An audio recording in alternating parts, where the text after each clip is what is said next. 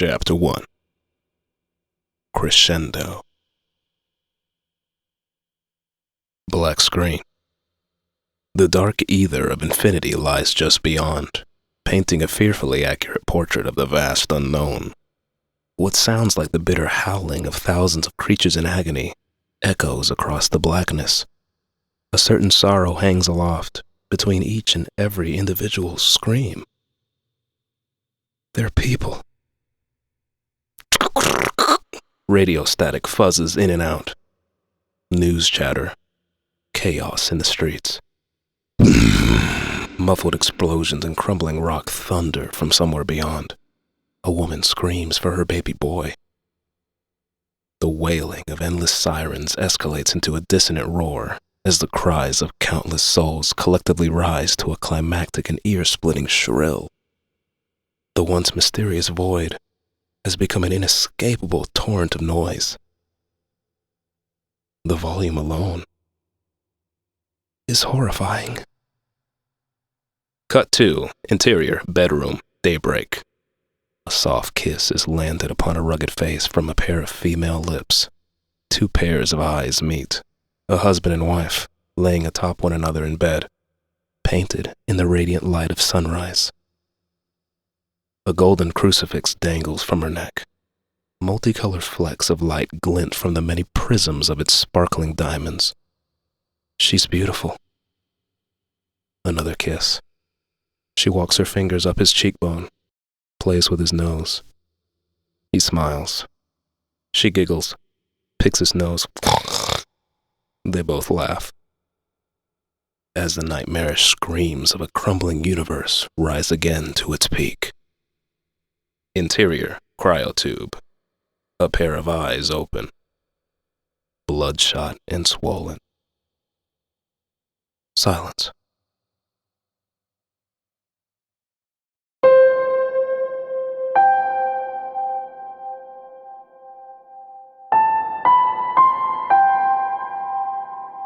Infinite presents.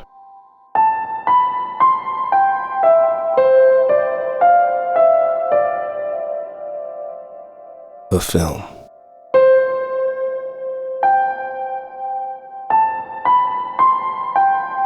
By Daniel M. Ross.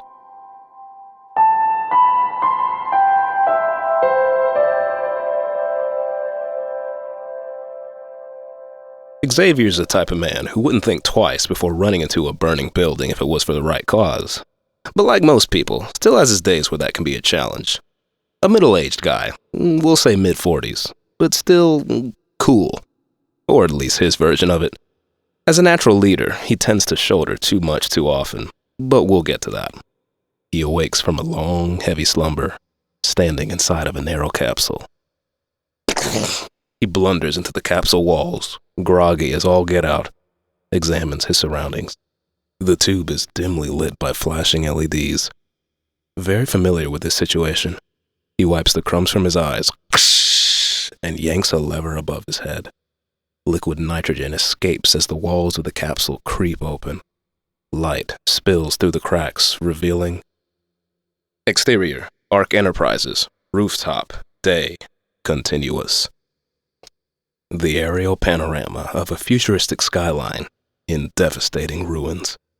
Towers stack upon towers, endlessly connecting with their neighbors like a steel mountain range. Hovering masses of land float to and fro, supporting the ruins of yet more skyscrapers. This is Babylon.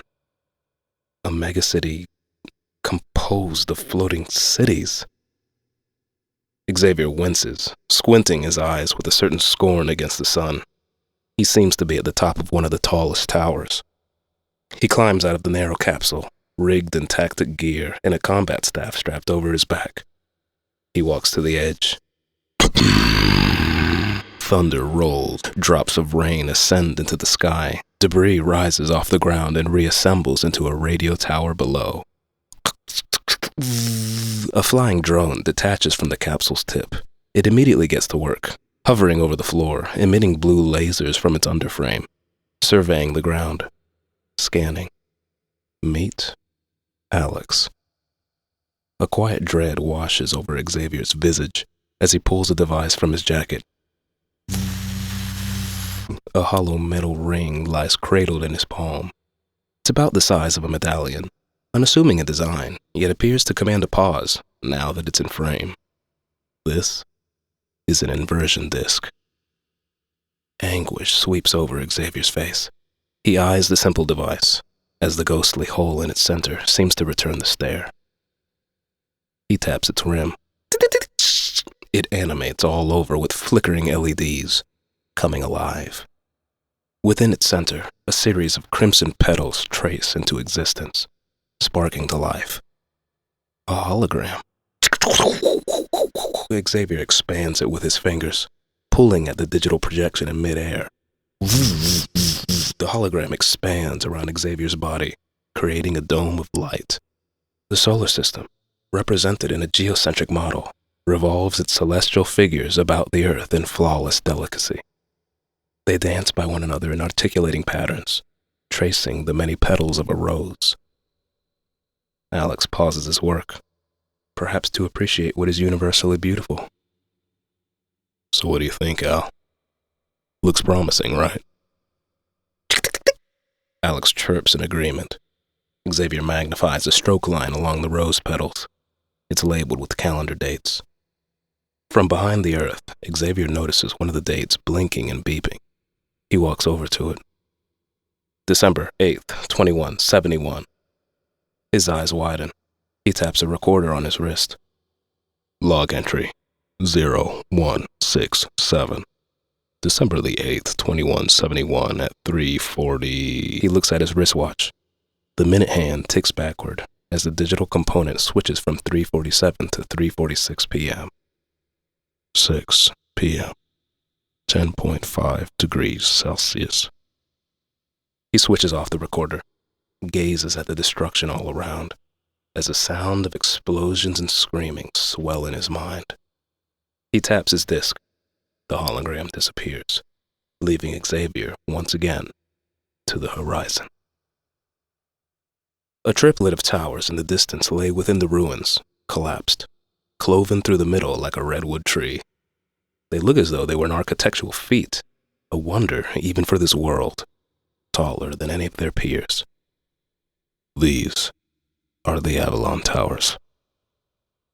He gazes at the site, steps up to the edge of the roof, while the grief of a lifetime remains etched into his visage. Won't be long now. His eyes drift closed. Slowly, he leans forward. More, and free falls from the top of the tower down to the city below. Alex flinches, cuts off his scanners. That was all rhetorical, right? Xavier continues falling, deeper into the concrete jungle. Alex catches up, speeding beside him through the air. Something's ever peaceful about this moment. Xavier's eyes remain closed, an escape from reality. Then, his eyes flash open. Now. Alex hooks to Xavier's back and extends a circular anti-gravity sail from his frame. They both float to the ground in stylized precision. Xavier unhooks the staff from his back and takes it in his hands. Its ends spark and glow.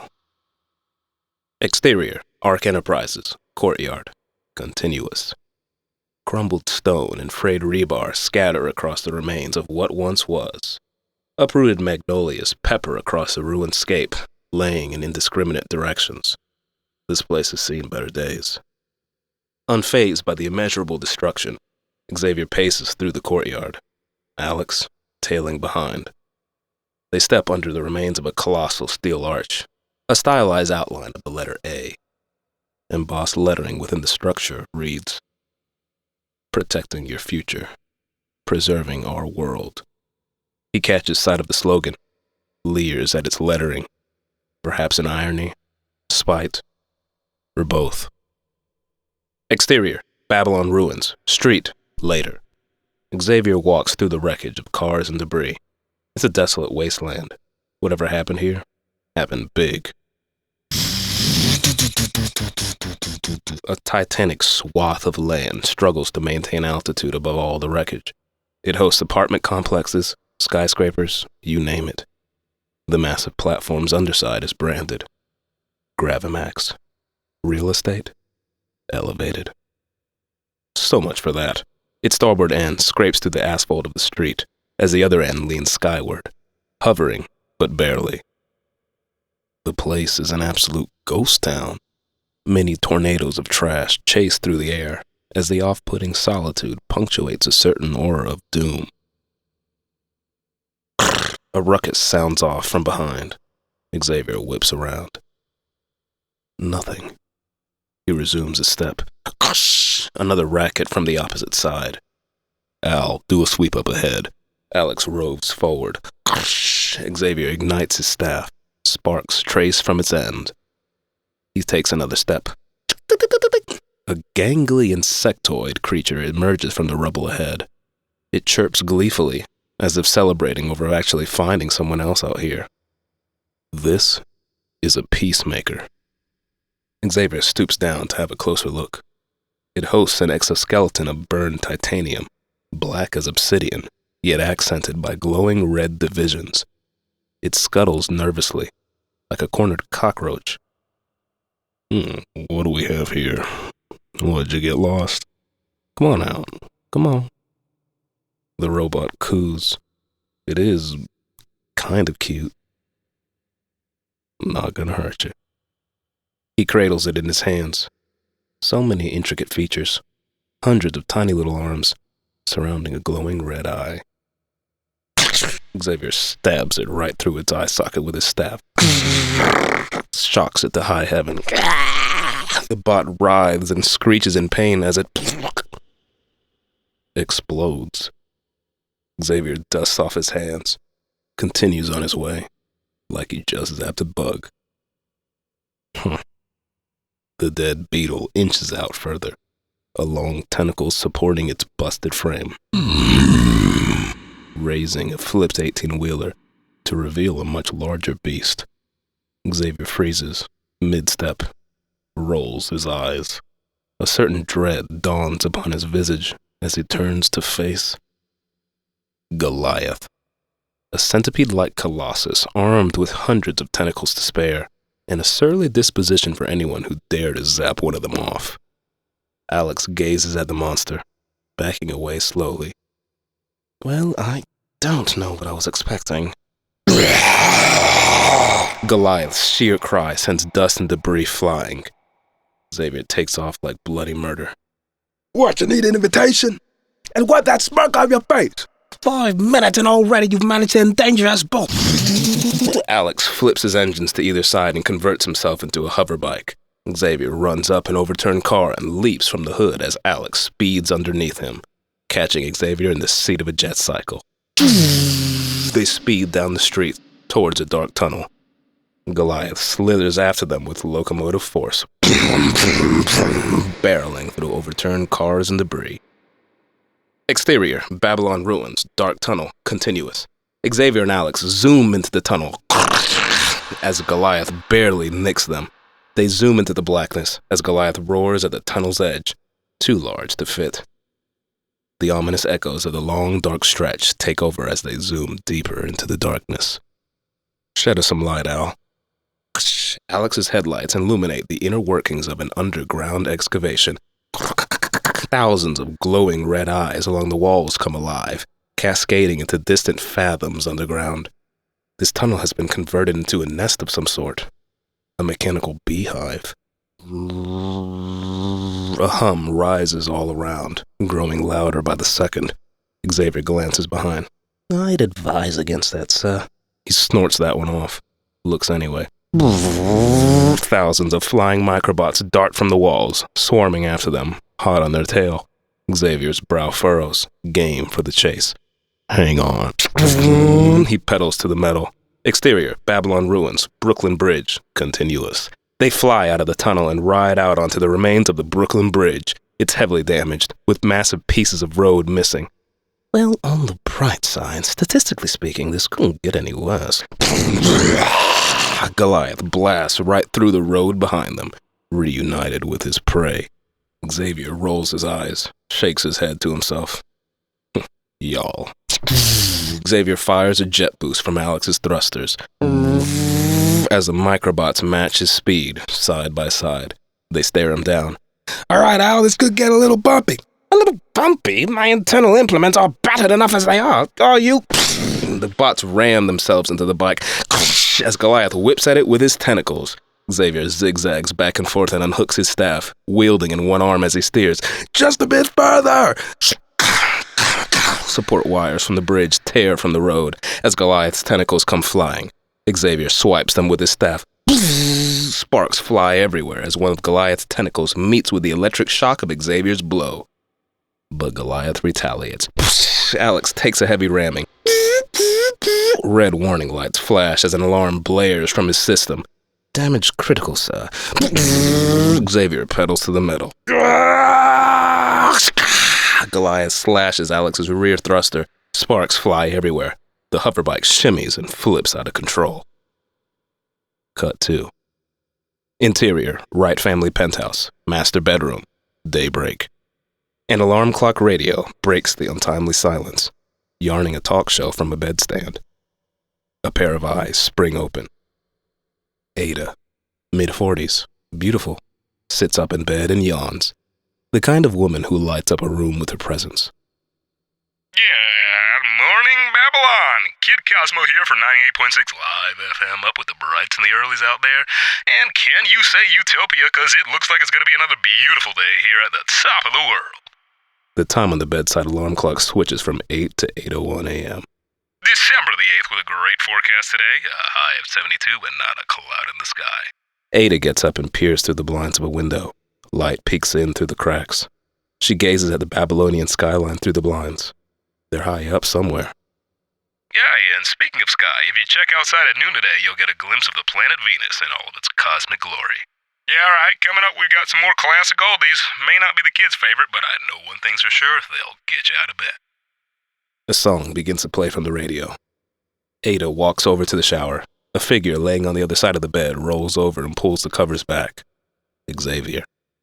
Ada steps out of the shower, dries her hair, brushes her teeth, applies makeup, and walks back through the room, running her hand across a touch-sensitive wall, opening all the windows. Sunlight streams in. We're greeted by a brilliant Babylonian skyline from the view of a high-rise penthouse. Wake up, Xavier. Xavier winces. Ada, please. Ada peeps through Grace's door, 9 years old and ready for another hour of sleep. The dim light of a window illuminates the room. Breakfast, Grace? Yeah.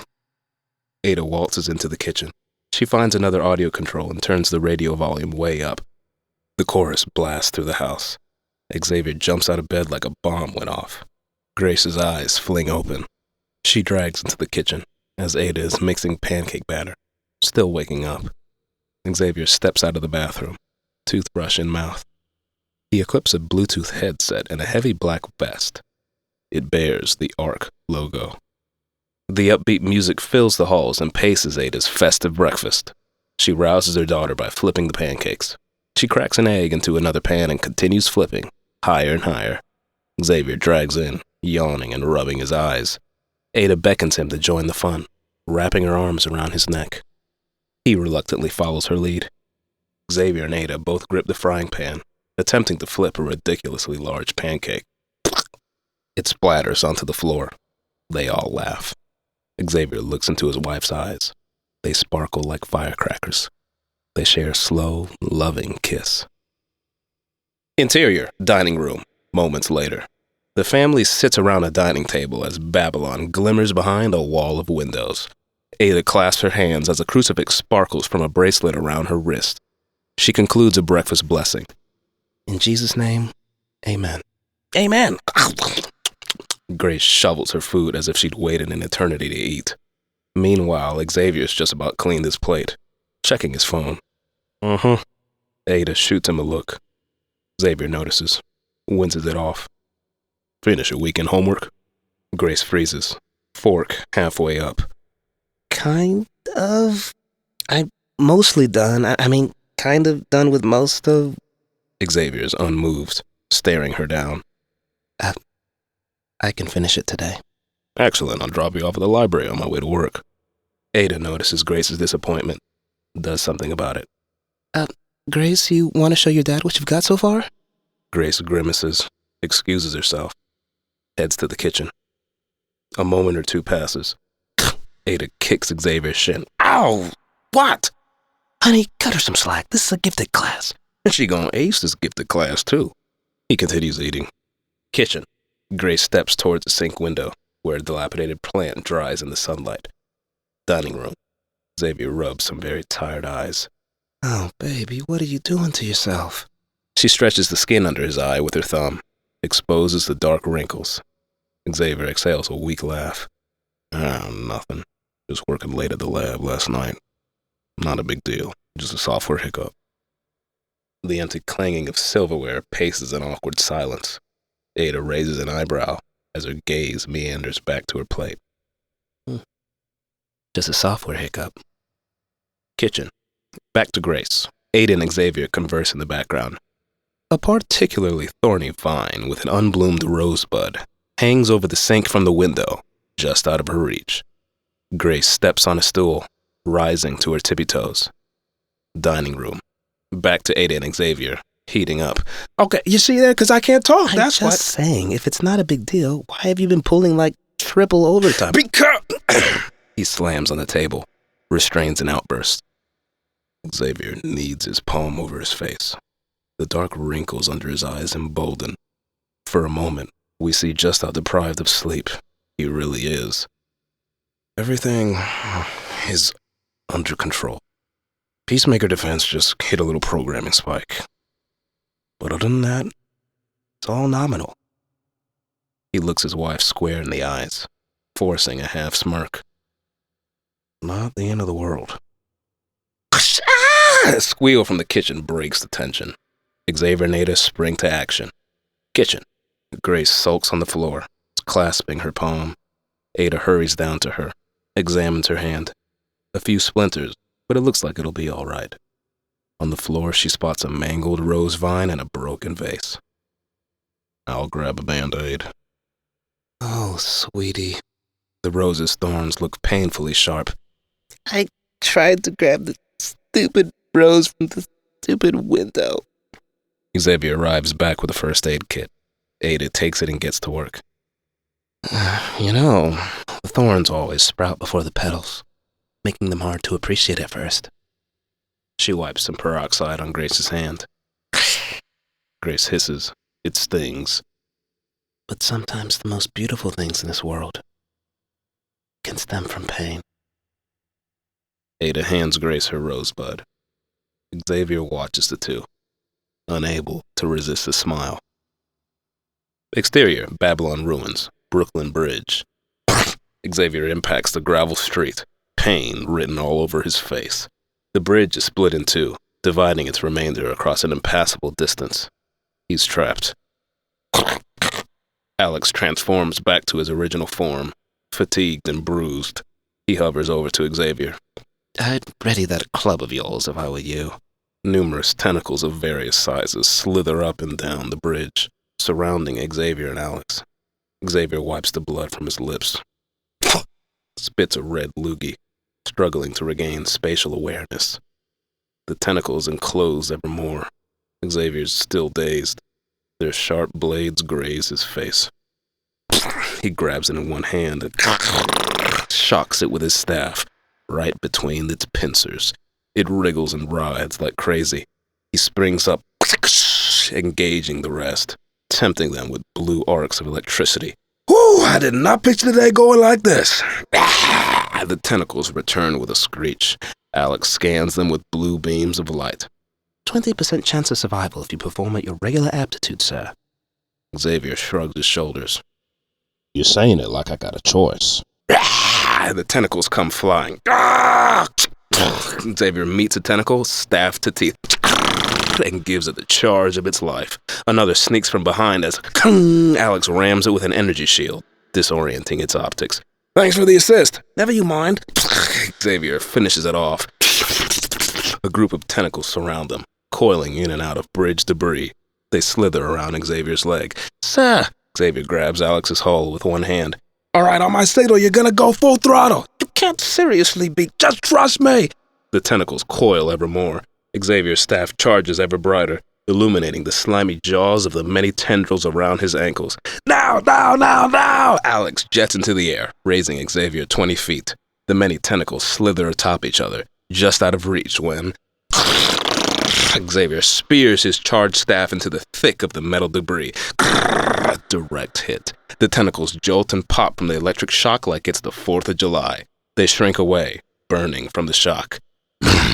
Xavier lands on his feet. Alex at his side, grabs his staff. Goliath slithers out from under the bridge to face Xavier himself, a titan in its own right. Lightning strikes, accenting the beast's monstrous form. This one you probably shouldn't. I know!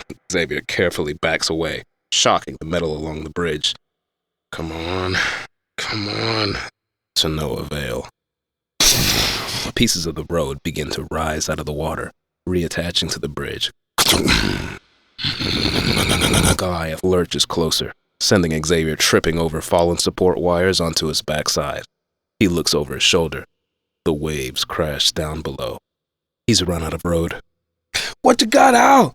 It's big and doesn't favor you at all. It's not leaving us with many options.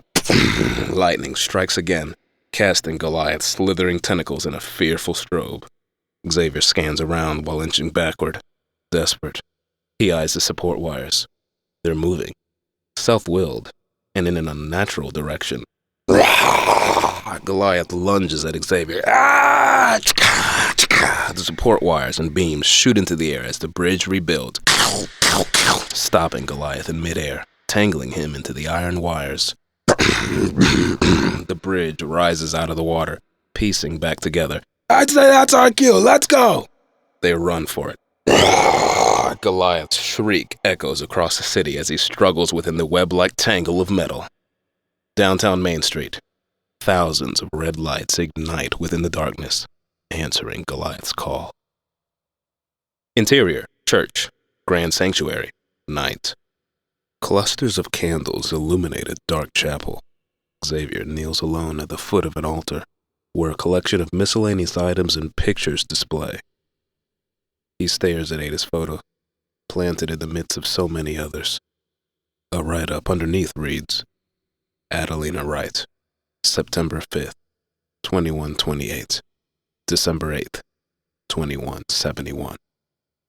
Grace walks up the aisle, carrying her rose in a vase. The flower is still unbloomed, a little green bulb atop its stem. Grace places her rose before her mother's picture, a memorial to her last bit of advice. A little radio sits within the cluster of items. The city has gathered at several locations to commemorate those lost in last week's tragedy.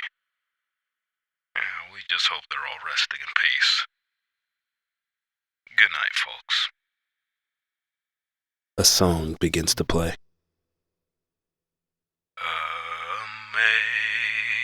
Amazing grace, how sweet the sound. Xavier gazes upon the numerous photos and commemorative items. His eyes land upon a Bible. He picks it up, skimming its pages. That saved a wretch like me. His eyes wander up to Ada's photo again. Memories of his wife fluster through his mind. Laughing together in bed, bathing baby Grace, making breakfast. Tears and anger fill Xavier's eyes. He just can't take it. And I once was lost, but now I'm found. Xavier rips the pages in his hands and throws the Bible down. He demolishes the candlelight memorial in blind fury. Candles topple and roll along the floor, igniting curtains against the wall. The Bible catches on fire. Grace gazes from the pews, tears streaming from her eyes at the sight of her father. Xavier stops, breathing heavily, takes it all in. Banners along the walls spark ablaze. Xavier eyes the destruction, A fury ignited. He casts the Bible across the chapel. Slow motion. The Bible flies across the church, fire drifting from its flapping pages. Xavier storms out of the sanctuary, leaving Grace tailing after him. The infant Rose, sitting before Ada's picture, is engulfed in fire. Was blind, but now I see. Interior, Ark Enterprises, main reception, later. An automatic door struggles to slide open as Xavier and Grace slip inside. You can just make out the Ark symbol on the door for all the damage.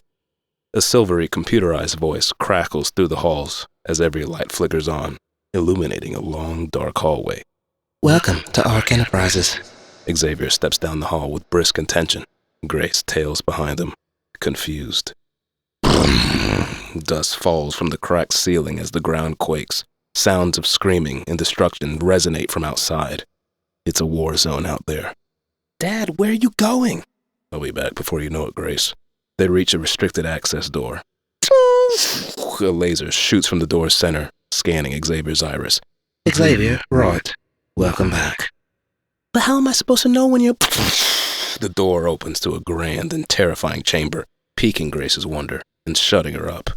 Interior, Ark Enterprises, assembly room, continuous. Peacemakers of all shapes and sizes, from 3 inches wide to 100 feet tall, are pieced together in an automated assembly line. Where are we? Xavier continues across an open skywalk, straight through the madness. Grace ducks as a giant mechanical arm swooshes overhead, too high to possibly hit her. They walk across the skywalk. The view is absolutely breathtaking, a canyon of mechanical creation. Grace is at a loss for words. Xavier sees this every day. Newborn peacemakers animate with a flash of bright blue light as power surges into them, then suddenly begin jolting erratically, seizure-like, as their lights are overtaken in blood red. They blast off through busted holes in the roof to join swarms of other scarlet insectoids in the sky. What's happening to them? Xavier looks neither left nor right. Interior, Ark Enterprises, control room, continuous. They walk into a control room lined with computer panels. In the center stands a thin glass tube of light, housing several platinum discs inside. A hologram emitting the orbital patterns of the 9 planets in the geocentric system envelops the room. Xavier walks over to the discs. Grace follows, taking it all in. This is all new for her.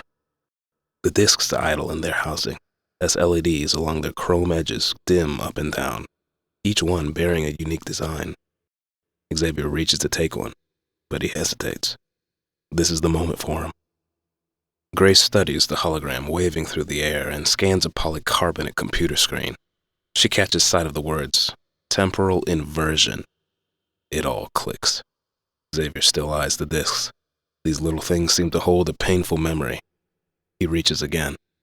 You're gonna get Mom back. Xavier drops his head to his chest, snatches a disc from its housing. He hopes she wouldn't catch on. I'm coming with you. It's too dangerous. He starts toward a large vaulted door at the back of the control room. But Grace has had enough of this. Well, what am I supposed to do? Xavier straps on a utility jacket, hanging at the door. You're not seriously gonna leave me here? Look, Grace, if this works, I should be back before you even realize I'm gone. But what if you're wrong? What if you don't come back? He kneels to Grace, a false assurance plastered upon his face. I'll be right back, Grace. But Dad! Xavier kisses her forehead, forces a weak smile, rubs his eyes, unable to hold back a tear. I bet you $5, and disappears into the chamber. Grace watches in disbelief as her father leaves her behind. Dad!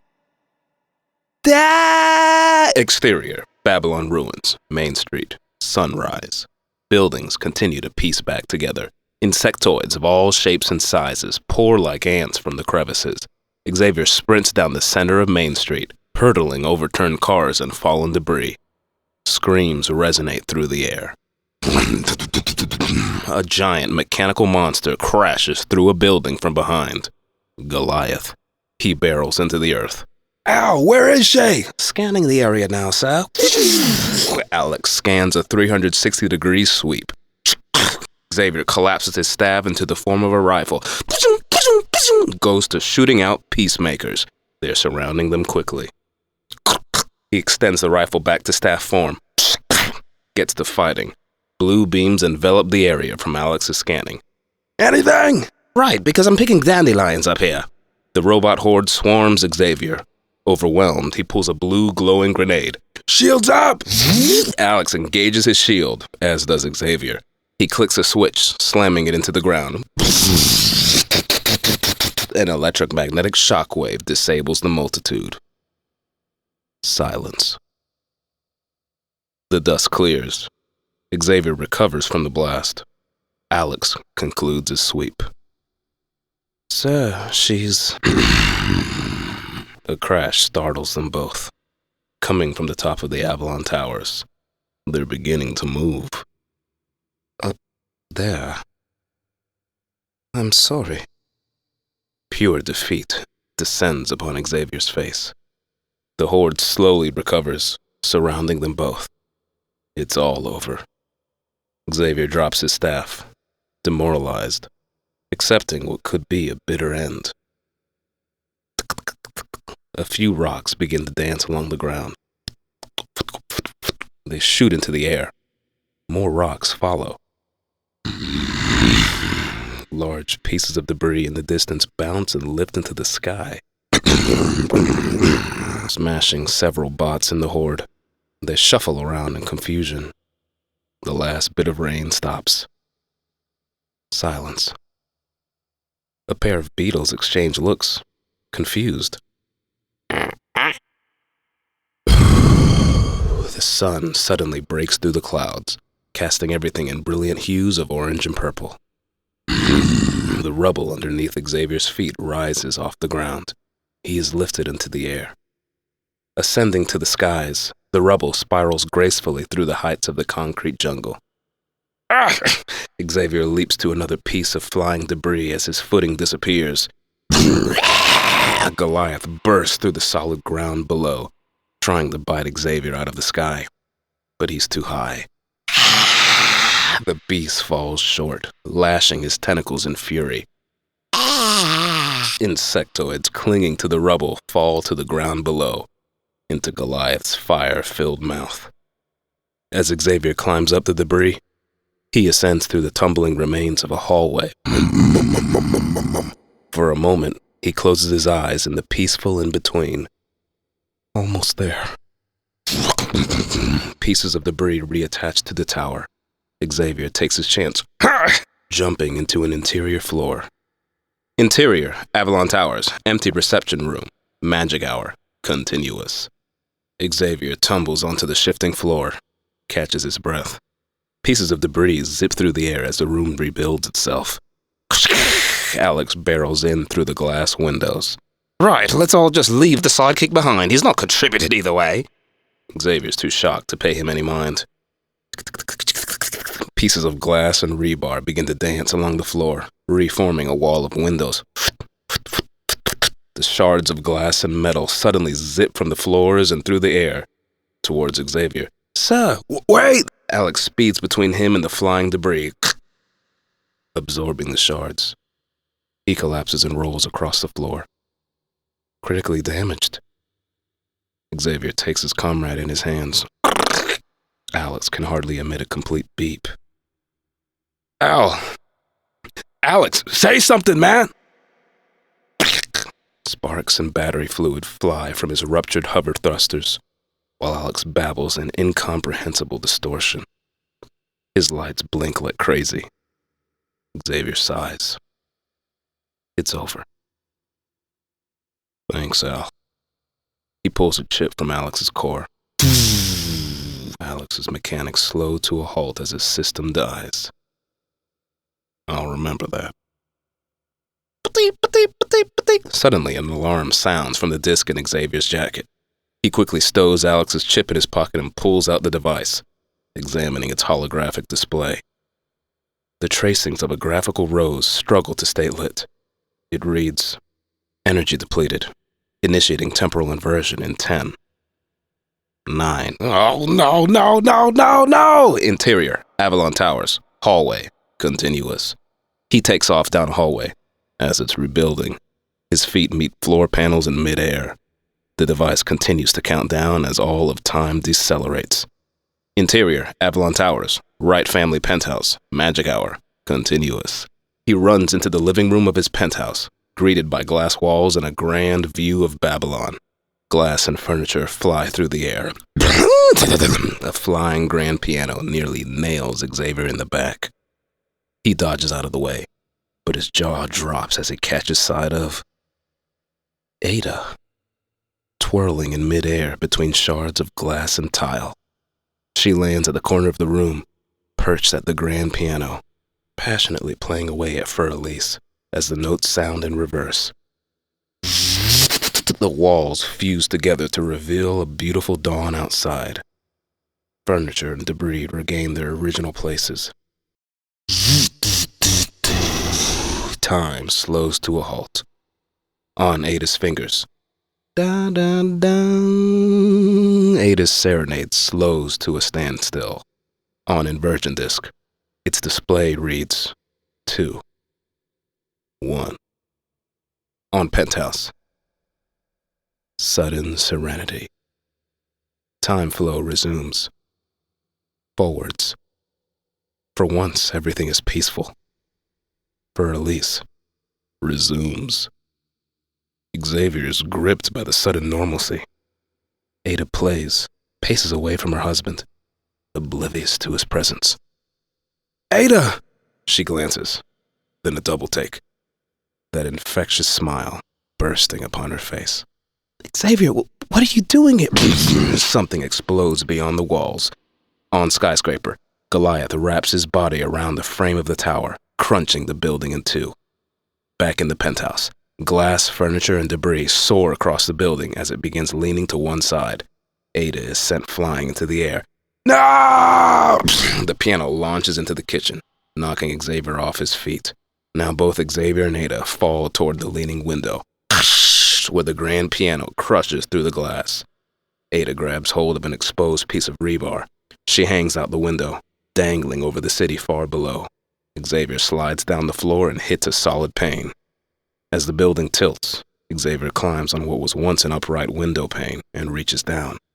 Grab my hand! Ada grabs Xavier's hand. He begins to pull her up, struggling to maintain balance as the floor turns. Then, the building lurches and Ada's grip slips. Xavier, I've got you, honey! Xavier digs his fingers in between the chains of her bracelet. I've got you. Ada swallows her fear. On Skyscraper, the tower falls and collides with another building. Back in the penthouse, everything inside lurches forward. Ada's hand is torn from Xavier's. She screams in terror. The looped bracelet unravels and catches tightly around her wrist, jolting her body. Xavier clenches the chain. You're gonna be okay! Ada gapes at the destruction, unable to fight her tears. I love you, honey. No, don't you start talking that mess, Ada. Everything's gonna be fine. On Crucifix, the links along the chain stretch and warp. Ada shakes her head. I love you so much. The chain snaps. Ada falls away. She disappears into the dust below. Everything becomes still. Xavier just stares at his empty hand. Wind waves through the sudden stillness of the house.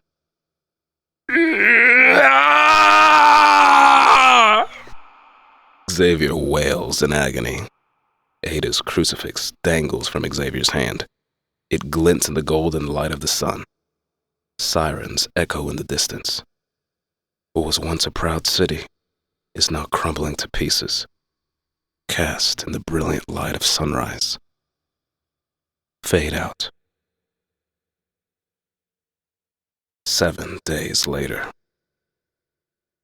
Interior, church, grand sanctuary, morning. The still soft light of dawn streams in through the stained glass windows of an immaculate church sanctuary.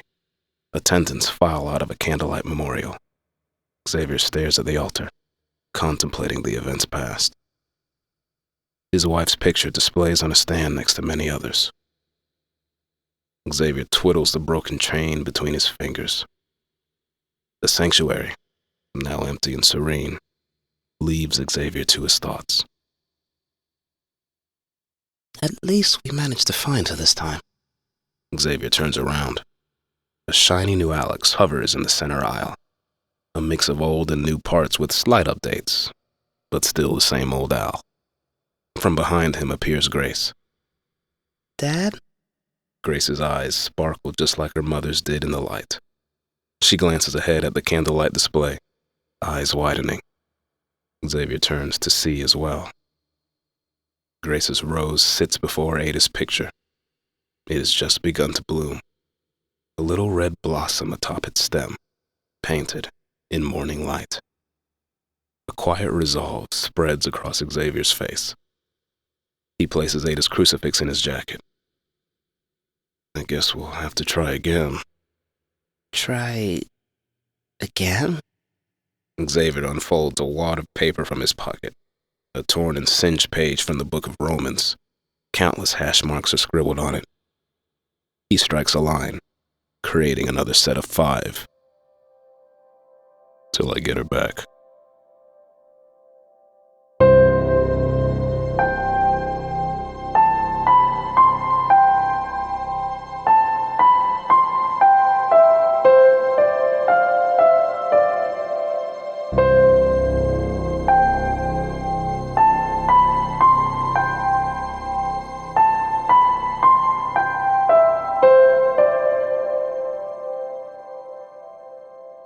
Rosette.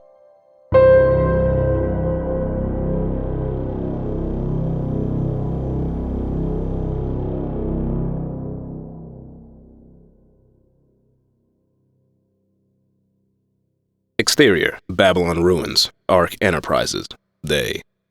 Amid the ruined metropolis, Ark Tower stands alone, barely what it used to be. Interior, Ark Enterprises, hallway, continuous. Welcome to Ark Enterprises. Xavier walks down the dark hallway to go back in time yet again. Grace follows, struggling to keep up. Dad, where are you going? I'll be back before you know it. They reach a restricted access door. A laser shoots from the door's center, scanning Xavier's iris. Xavier? Right. Welcome back. But how am I supposed to know when you're... The door opens to the grand robot assembly room. It piques Grace's wonder and shuts her up. They walk across a skywalk, through the madness. Where are we? Whoa! Grace ducks as a giant mechanical arm swooshes overhead, too high to possibly hit her. She watches as newborn peacemakers animate with a flash of blue light, only to suddenly turn scarlet and jet into a big hole in the roof. What's happening to them? Stay with me, Grace. Interior, Ark Enterprises, control room, continuous. They walk into a control room lined with computer panels. In the center stands a thin glass tube of light, housing several platinum discs inside. A hologram emitting the orbital patterns of the 9 planets in a geocentric system envelops the room. Xavier walks over to the discs. Grace follows, taking it all in. This is all new to her. The discs idle in their housing, as LEDs along their chrome edges dim up and down, indicating a charging sequence of some sort, while ultraviolet light shines through the tube. Each disc bears a unique design. Xavier reaches to take one, but he hesitates. Here we go again. Grace studies the hologram waving through the air and scans a polycarbonate computer screen. It all clicks. Finally, Xavier takes a disc. He strings the device along Ada's chain around his neck, next to a couple of military dog tags and Ada's crucifix, ready for round whatever. You're gonna get Mom back. Xavier rolls his eyes. Not again. You're not going. Dad, why? It's too dangerous. I'm not about to risk losing you too. So you're just gonna leave me here alone? By myself? Xavier straps on his jacket. I really don't have a lot of time to explain, Grace. But Grace has had just about enough. She holds her ground. So you're just walking out on me. First Mom and now you. That one hit him where it hurts. Capsule's ready, sir. Alex drifts out from a dark chamber to greet Xavier. Shall I reset the rotary parametrices? Grace's face falls. Stupid robots. I beg your pardon. Grace, I'm not gonna risk you getting killed out there. Look, I'll be back in this very room in just a few seconds. For me, it could be days, but you should only notice a few seconds. But what if you're wrong? What if it's more than a few seconds? Like weeks or even years? He kneels to her, a false assurance plastered upon his face. He rubs his eyes, unable to hold back a tear. Grace, I'll be right back. But Dad... Xavier kisses her forehead, forces a weak smile. I bet you $5. And disappears into the glowing chamber. Grace watches in disbelief as her father leaves her behind. Alex starts behind him, but wait, he's got something to say. And as a matter of fact, young lady, I'm programmed with the most advanced artificial intelligence system known to Alex. Right! Grace can't believe it. She has to do something. She glances back at the discs. They idle in the center of the room, daring her to take a chance. She eyes some more computer screens with schematics of Venus's orbit. Temporal translation. Interior, Arc Enterprises, inversion chamber, continuous. Xavier walks into a large cylindrical chamber. A metal pillar stands at its center. A cryotube. It's accompanied by 8 smaller pillars scattered throughout the room. This is the inversion chamber. A curious sight. Xavier grabs his combat staff from a hook on the wall and holsters it on his back. Alright, Al, you're supposed to get a little lucky every time. He steps into the upright tube as it seals shut. I've never heard that expression before. Alex couples to the top of the cryotube and powers down. Interior, Arc Enterprises, control room, continuous. Grace is running out of time. Angry and anxious, she climbs up the UV pillar and grabs a disc. She slips through the closing doors after her father, terrified of what's to come. Interior, Arc Enterprises, inversion chamber, continuous. The tube fills with gas. Xavier falls asleep. An LED display on the shell of the cryotube reads, Cryosleep engaged. Cryosleep engaged. Grace makes her way into the chamber. Grace jumps as the huge locks on the automatic doors clutch behind her. Gotta think fast. Chamber secure. Initiating temporal inversion in 10, 9. The floor and walls of the chamber begin to spin. Bird's eye view of the chamber. The 8 scattered pillars begin to rotate in looping patterns around the central capsule. Strokes along the floor fill with blue light, tracing the patterns of the planet's orbits, dancing with the Earth around the sun. Back down. Grace steps left and right, avoiding the walls of metal. The walls increase speed, and the disc in Grace's hand begins to shoot out light strokes in every direction. She panics and tries to contain it as it spins between her hands. What is up with this stupid thing? A rose, traced in arcs of plasma, expands from the metal disc. Grace's hair raises as purple flecks of lightning shoot across the room, between the dance of metal. Grace panics. I don't want to die. She runs for the cryotube in the center of the room. Bangs on the shell. Dad, help! Nothing. She keeps banging. Knocks a switch. It opens. Nitrogen gas escapes through the cracks. Xavier stands inside, knocked out cold. Literally. The floor and walls spin faster and faster. Time decelerates. 5, 4. Daylight casts down from overhead. An iris-shaped window above opens to the skies. Grace glances skyward. The floor is rising to an open cylindrical ceiling in a vertical tunnel. The room seems to be elevating up to the roof. She climbs into the capsule, scrunching into what space she has. It was obviously designed for one person. Electricity sparks like crazy across the room, like a lightning storm in slow motion. Time is all but still. The 8 pillars slow their movement, nearly positioning into a perfect circle across the room. Grace pulls an interior handle with all of her might to close the cryotube. Closed and locked. Interior, cryotube, continuous. Grace hyperventilates, short on leg room. A muffled boom explodes just outside of the walls of the cryotube. Whatever happened, just happened. She glimpses at the disc within her closed hands. It radiates light in between her fingers. She takes a closer peek as a kaleidoscope of light and color radiates inside of her palms. Grace can't help but smile. This thing is amazing. Her eyes begin to flutter. The gas is having an effect on her too. She's getting sleepy. Grace's eyes drift closed into a peaceful sleep in her father's lap.